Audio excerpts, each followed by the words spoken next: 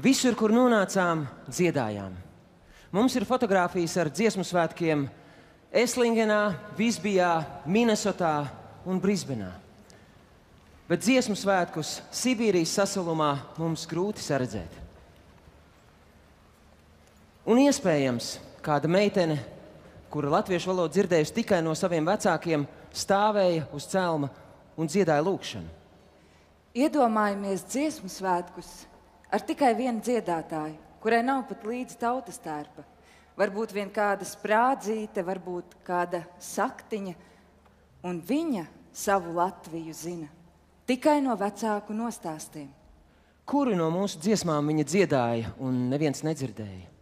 Vai tumša nakte, zaļa zāle, vai kāda cita tautas dziesma, vai varbūt tikai melodija no Daugavas abas malas?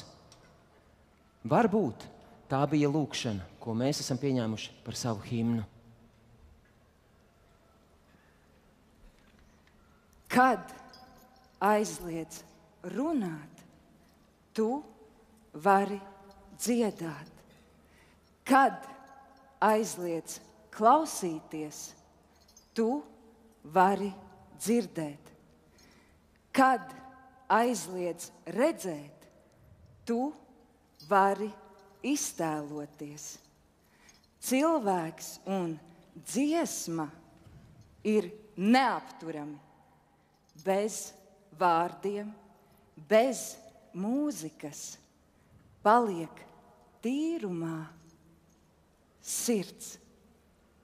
Atkal kopā.